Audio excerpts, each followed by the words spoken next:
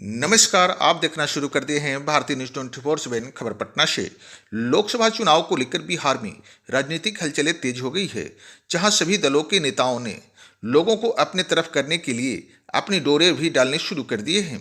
इसी कड़ी में बिहार विधानसभा सत्र खत्म होने के बाद बाहर निकल ओवैसी की पार्टी की विधायक अख्तरुल अंसारी ने लालू प्रसाद एवं पूर्व मुख्यमंत्री तेजस्वी यादव पर बोला बड़ा हमला, जहां सिवान के पूर्व सांसद मोहम्मद शहाबुद्दीन के लिए पढ़ाया यह शायरी। अपने पार्टी में आने के लिए हिना साहब को दिया निमंत्रण, क्या कुछ कहा अख्तरुल अंसारी ने। अगर आपने चैनल को लाइक और सब्सक्राइब नहीं किए हैं तो जरूर करें। नमस्कार। कब्र तक जाना जरूरी नहीं, जिनके कब्र तक भी राजद नहीं पहुंची है उनकी विवाह के बारे में सोचेंगे ये लोग, ये तो ख्वाब की बात है। सर, आप लोग हिना साहब को सर अपनी पार्टी में लाने के लिए? भाई, हम लोग हर दलित हक की लड़ाई लड़ने वालों को आमंत्रित करते हैं। आइए, बिहार में अब तक आपने बनाने के लिए वोट दिया, अपनी तकदीर संवारने के लिए वोट नहीं दिया।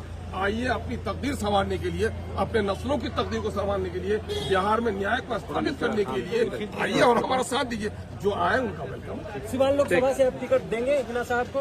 मांगने वाला कोई होगा तब तो आप वकालत करेंगे। अभी तो डर के मारे मेरे करीब बहुत तो आने से घबराते हैं। लोग अवसरवाद की राजनीति करते हैं, लोग विचारधारा की राजनीति से बहुत दूर है। अगर विचार नंबर 1 पार्टी अब तक एमआईएम हो गई होती। एमआईएम के विचारधारा से लोगों को बड़ा डर लगता है, क्योंकि एमआईएम इंसाफ की बात करती है और जिन लोगों ने अपने हिस्से से ज्यादा लिया है उनको डर लग रहा है। हम तो दलितों के उत्थान की बात करते हैं, शोषितों, पीड़ितों, वंचितों के न्याय की बात करते हैं, और ये बात सबको कहना आसान नहीं है। लेकिन ये नहीं कर सकते। तो भाग क्यों जा रहे हैं? अरे भाग क्यों जा रहे हैं? कितने साल भाग छप नहीं रहे हैं। पलायन करने वालों में अधिकांश संख्या अल्पसंख्यकों की और दलितों की है, तो ये लोग दलितों और अल्पसंख्यकों से किस मुंह से वोट मांगेंगे? ये तो बिहार की विडंबना है कि बिहार में लोग गद्दी की लड़ाई लड़ते हैं, विचारधारा की लड़ाई समाप्त हो गई है, जनता के समस्याओं के समाधान की लड़ाई समाप्त हो गई है। अफसरशाही के बारे में जब चीफ मिनिस्टर उसको देने लगे सर्टिफिकेट, उस देश का क्या होगा?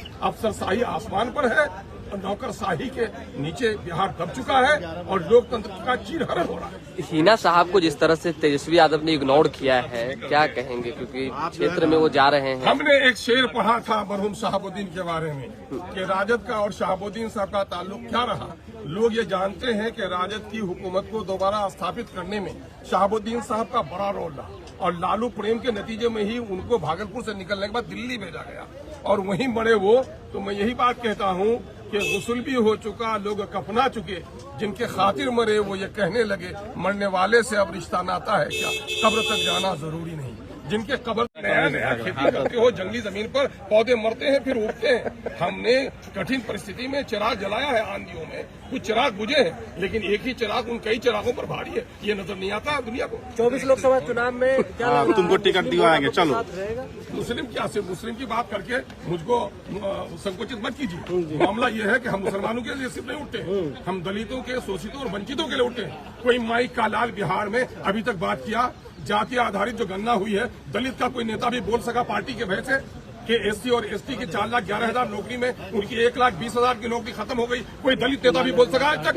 तो मुझको कहते हैं मैं मुसलमानों का नेता हूँ? सिर्फ मैं समाज के शोषितों और पीड़ितों की बात करता हूँ।